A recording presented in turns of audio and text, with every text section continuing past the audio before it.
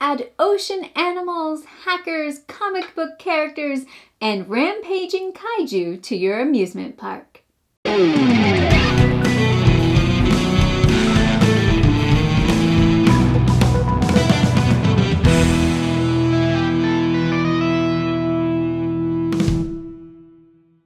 Thank you for joining me at Tantrum House Studio D. I'm Melissa Delp.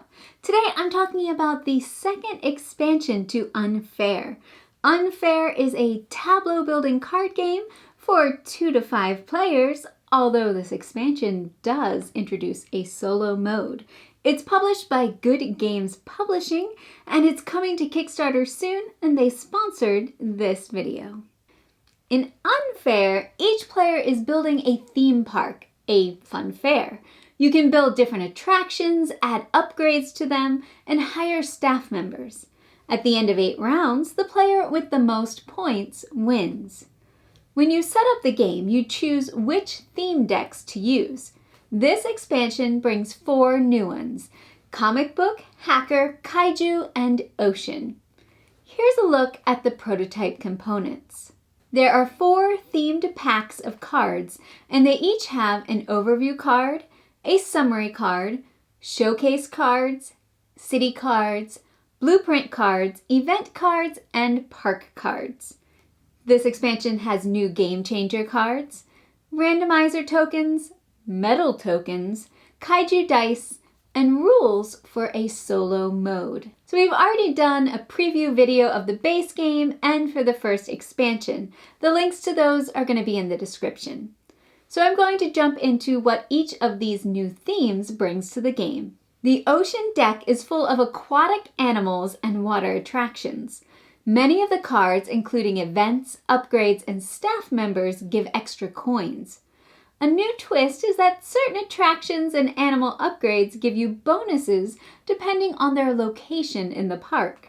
For example, the sea lions give you extra coins if they are built on attraction space 2 or 5.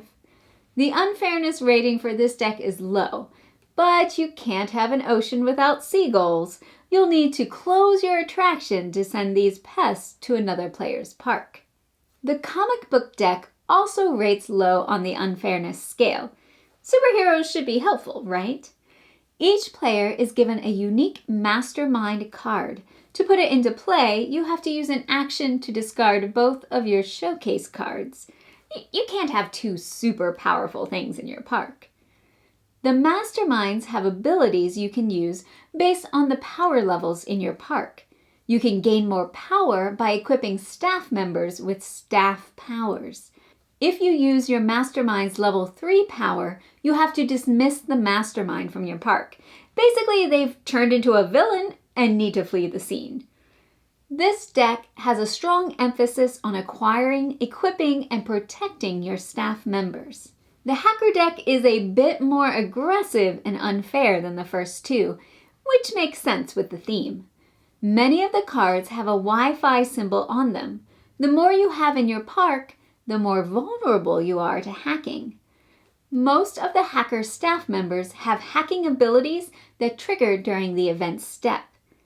This deck also has resource cards, some upgrades that protect you from intrusion events, and wild icons that can represent any theme. The Kaiju deck is the most unfair. Level 5 is right. It also has the most significant alteration to the rules. During setup, you use 3 Kaiju city cards in place of the first 3 unfair city cards. When one is revealed, it takes the place of a park card in the market. Then it and any other revealed Kaiju attack. These monsters have one goal: destruction.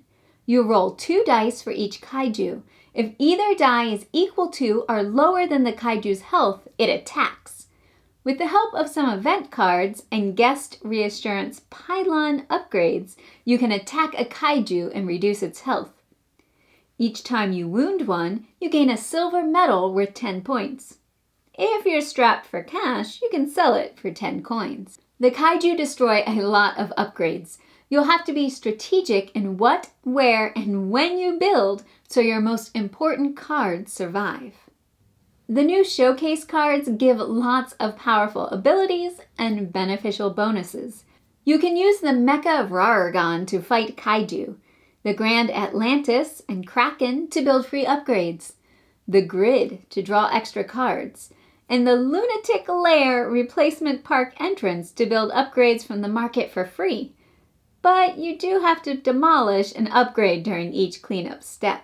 The expansion also comes with 3 new Game Changer cards. Leisure Suits increases your park star value, but reduces its capacity.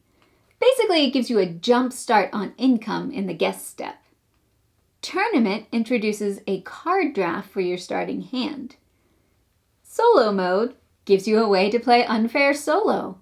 Unfair has a lot of versatility and variability just in the base game, but each expansion gives you new content to explore. Not only do you have the different theme decks, which add new mechanisms and strategies, but you also have the Game Changer cards that further customize your individual plays. Even the different ways the decks interact with each other can produce interesting challenges. So check out this expansion on Kickstarter if you like the amusement park theme, if you like building and upgrading things, and if you're okay with life being a little, or perhaps a lot, unfair. If you've played Unfair, what are your favorite theme decks? Do you try to play nice or really throw around those frivolous lawsuits? Let me know in the comments. Thanks for watching. Please like and subscribe.